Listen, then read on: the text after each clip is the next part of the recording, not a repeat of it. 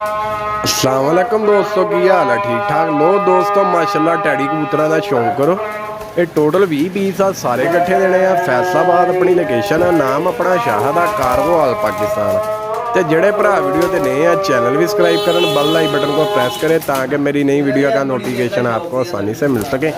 ये total 20 piece आ, 10 मादी है इन्होंने, जो 10 नारा सारे सेठ वाले टैडी है बोस्की अखा दे। जे किसी भरा ने फैसलाबाद आन के लैने आ तो आके लै सकदा, वो कोई रोले वाली गल नहीं। ठीक हो गया। अपनी देख लो तुहाडे सामने आ, कलर देखो माशाल्लाह क्या बात है।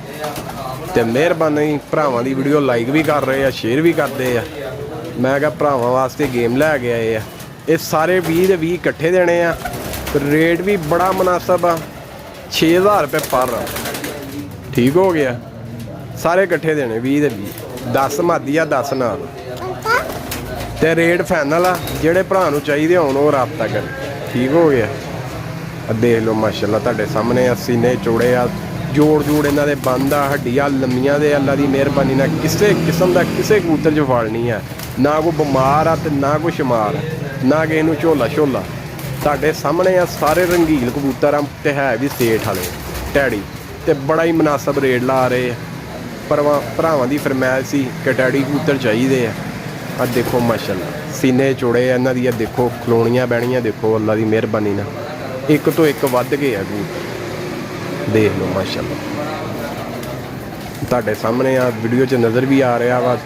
मोम नोके भी है, चिट्टियां नोकां दे भी है, काल नोके भी है, सारे मिक्स ही है सारे सेठां दे। ठीक हो गया। तुहाडे सामने है माशाल्लाह चीज़ां, क्योंकि रकम ज़्यादा बनती है। इस वजह तो भरावां की बड़ी मेहरबानी आ, मेरी जबान से तबार करके पैसे प्रवासी कबूतरों के घलाते हैं, उन्होंने कबूतर भी घलाई दे आ। इन्हां दे पैसे ज़्यादा बनते आ।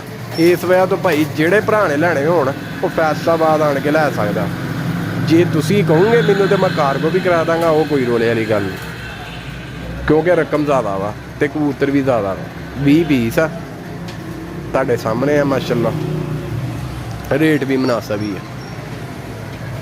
मैं क्या भरावां नूं अल्लाह खैर करे, टैडी कबूतरों का शौक भी कराइए। तो जेड़े भरा ने लैने और राबता भी करे, नंबर 0312 25 408। ठीक हो गया। फैसलाबाद मेरी लोकेशन है। उम्मीद करदा कि अल्लाह खैर करे, भरावां ने शौक कर लिया होना।